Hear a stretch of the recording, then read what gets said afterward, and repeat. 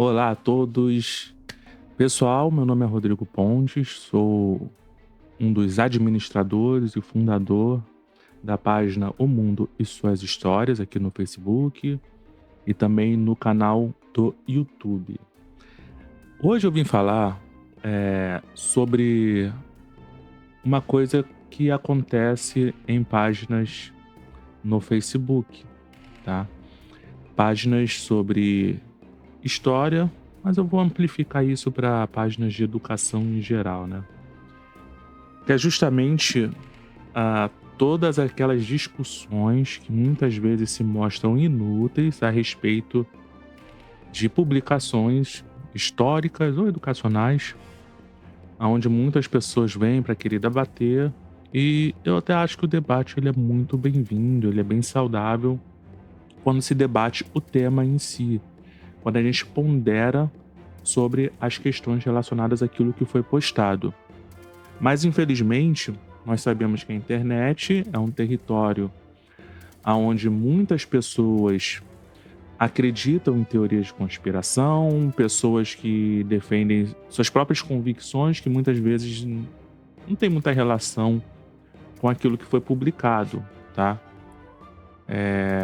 E eu até acho que é interessante as pessoas, assim, pode até colocar suas crenças ali, eu não me importo. Tem gente que se importa, então, sabe, mas eu não me importo. Tipo, a pessoa, mas eu creio assim, sabe, por causa da minha crença religiosa, etc. Por aí vai. Só que, gente, olha só. Quando a gente tenta criticar uma pessoa, ou a gente contesta algo que ela fala, ou que uma página diz, normalmente a gente pega os pontos ali da nossa crítica e expõe para aquela pessoa. Uma contestação gratuita, sem nenhum fundamento, sem nenhuma base, não serve de nada nem para quem fez a crítica e nem para quem está sendo criticado. Então, muitas vezes, as pessoas acabam criando uma confusão imensa dentro da plataforma do, do próprio Facebook ou de outras redes sociais por um motivo inútil, tá? Então vamos lá, eu vou direto ao ponto. Eu fiz essa postagem aqui, hoje mais cedo, sobre uma descoberta, tá? Que foi feita de um túmulo de uma mulher. E a postagem tá ali na página, que você também, se quiser, depois pausa o vídeo para ler aqui o que tá escrito aqui. E essa mulher, ao que tudo indica, ela foi colocada no túmulo de uma forma que aparentemente tinha um certo misticismo de que ela poderia voltar dos mortos. Havia uma grande crença ali no passado, entre alguns povos, de que os mortos retornariam. Então, nessa descoberta, eles viram que o cadáver dela foi colocado com uma foice no pescoço e que também tinha ali, como é que eu vou dizer? Tinha um cadeado preso no pé dela. O que indica que as pessoas que fizeram esse enterro fizeram isso para prevenir que ela voltasse dos mortos. Então, muito possivelmente, ela devia ser considerada uma bruxa, uma feiticeira, algo do tipo da época. Eu fiz essa publicação e coloquei aqui sobre essa descoberta. Dentro dessa publicação, a gente faz sempre uma pergunta para poder trazer vocês à discussão sobre o tema, né? Então, no início eu perguntei: você já se perguntou até onde é o medo de que os mortos voltassem à vida, né? Isso não é uma afirmação, isso é uma pergunta. Eu estava perguntando aqui no início da postagem. No final eu fiz outra pergunta: você também acredita que essas práticas antigas ainda influenciam nossas percepções sobre o mistério e o sobrenatural? Ou seja, eu perguntei se você acredita que práticas antigas ou crenças antigas, elas ainda podem influenciar nossas percepções sobre o mistério e o sobrenatural? Até quanto que essas práticas de povos antigos têm influenciado nossas vidas, nossa cultura? Para algumas pessoas, talvez nenhum tipo de influência, entendeu? Talvez uma pessoa que não tenha crenças. Existem pessoas que não têm crenças e por isso elas não vão se enquadrar nesse conceito, mas existem outras pessoas que têm crenças. Então essa é a minha pergunta, além da matéria que eu coloquei aqui explicando a descoberta. Pois bem, muitas pessoas acabam que não leem a matéria e elas acabam começando de uma forma, de certa forma, provocativa, às vezes agressiva, a fazer contestações. Então a contestação que eu vou mostrar, vou proteger a identidade da pessoa, não é nenhuma pessoa que esteja no grupo da página Mundo Suas Histórias, mas eu vou proteger e eu vou mostrar para vocês e vou comentar sobre isso, tá? Então aqui estamos, tá? O primeiro comentário foi de um rapaz que falou assim: "E você estava lá para dizer que eles não voltavam? Ninguém está no candomblé ou na igreja à toa. Abaixo eu perguntei, e onde eu afirmei se voltavam ou não?" Entendeu? Então, o rapaz, o que me dá a entender que ele não leu a matéria, ele não leu a matéria toda. Ele provavelmente deve ter lido, tá? Eu tô deduzindo, tá? Pela contestação dele. Ele deve ter lido a primeira pergunta, interpretou de alguma maneira essa pergunta e comentou. Em seguida, uma outra pessoa embaixo do meu comentário ali, ó, ela fala assim, ó: "Rodrigo Pontes, está difícil a interpretação de texto hoje em dia." E abaixo o rapaz que comentou ali em cima falou: "A sua não está lá essas coisas." Então assim se começa uma discussão na internet, uma discussão infrutífera, que não vai levar a lugar nenhum a ninguém. Nem a quem fez a contestação vazia, uma contestação sobre algo que eu não disse no texto, não consta isso no texto, não tem nenhuma afirmação minha se eles voltavam ou não. E nem o texto fala sobre algo que afirme a crença deles, mas fala: olha, foi feita uma descoberta de pessoas de determinados povos que fizeram um enterro que aparentemente eles acreditavam que essa mulher poderia voltar dos mortos. Então, tipo, tá no texto isso.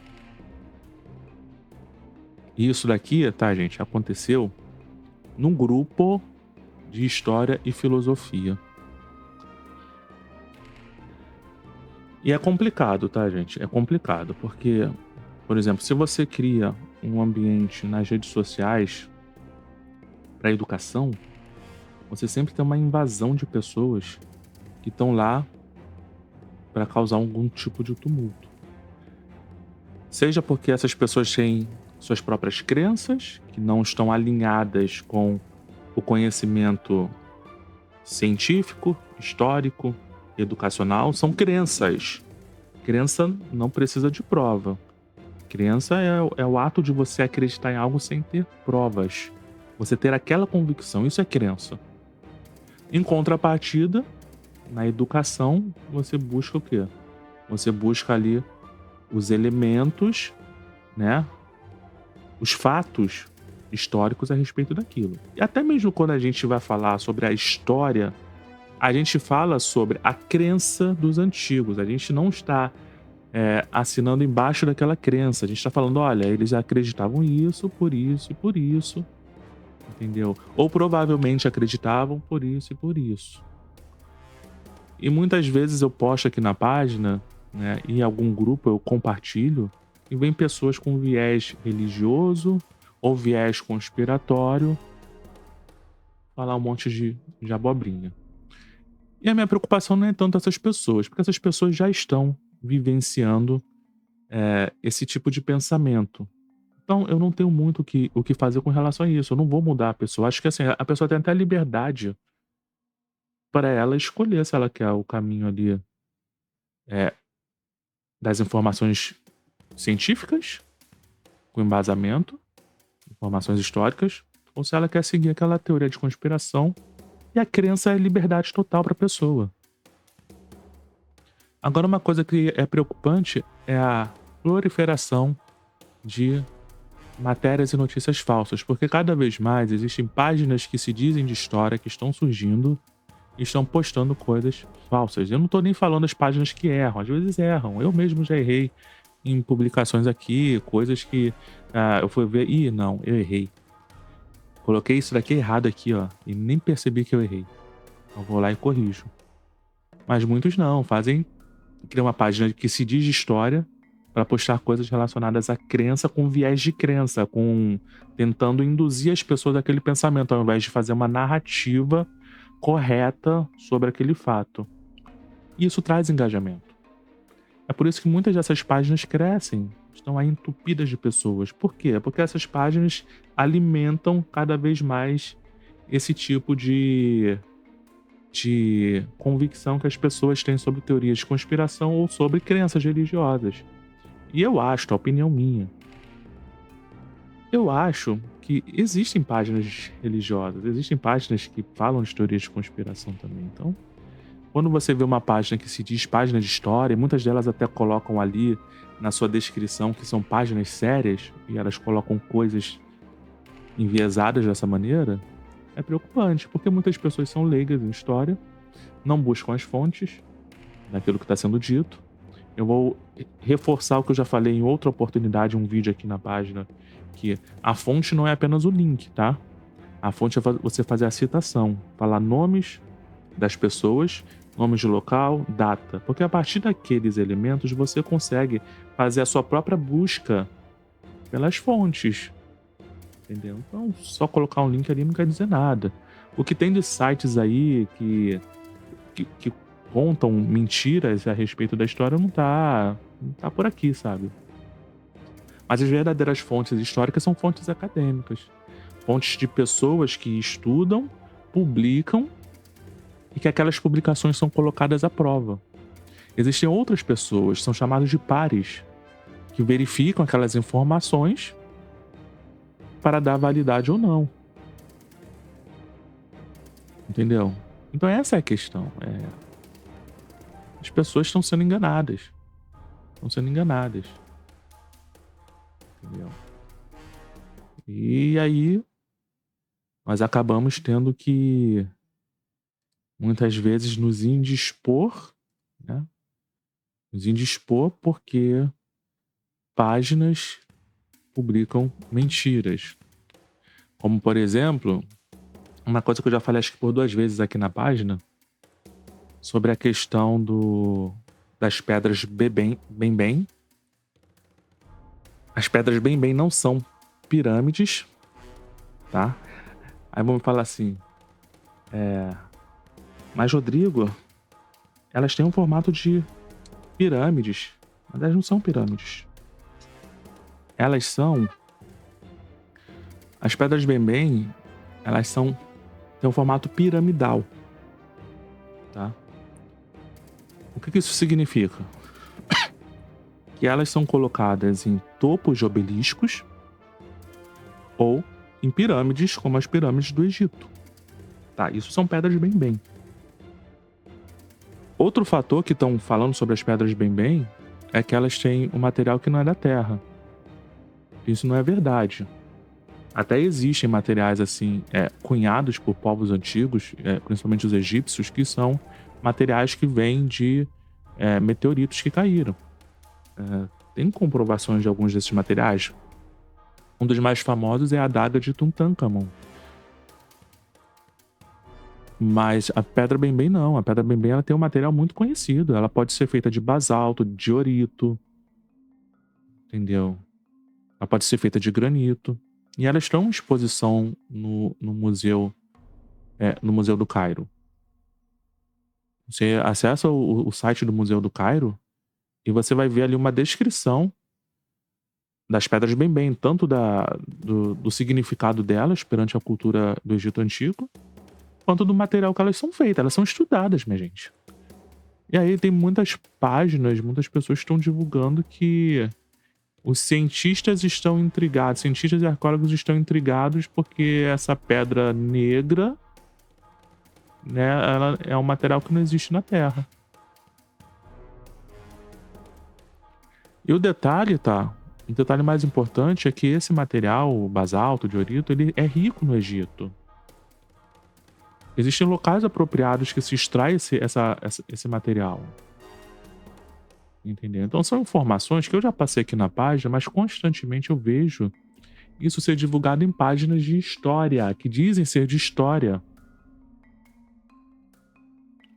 Aí se você vai lá e faz um comentário, vem pessoas com 7 pedras na mão, falando que eu sou iludido, que eu sou um gado do sistema. Os caras falam até em NASA.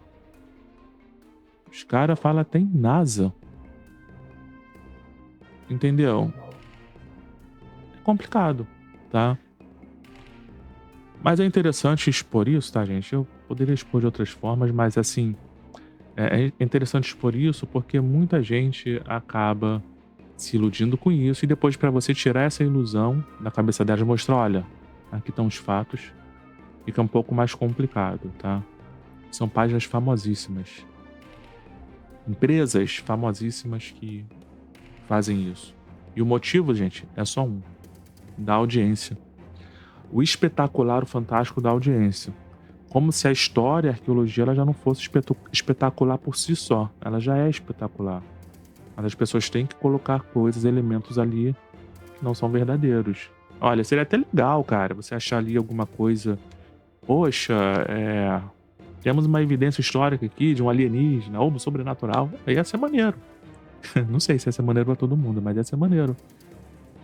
Mas a verdade é que a gente tem são fragmentos de história que contam a crença, mitologia das pessoas. Quem falar algo além disso, está falando sobre sua própria crença, entendeu? Então a gente tem que saber separar o que é crença e o que é, de fato, história. Eu acho que não é difícil a gente é, expor a realidade, não é vergonha falar. Você não precisa deixar de ter sua crença, mas não precisa tentar manipular a história, manipular a ciência em prol dela.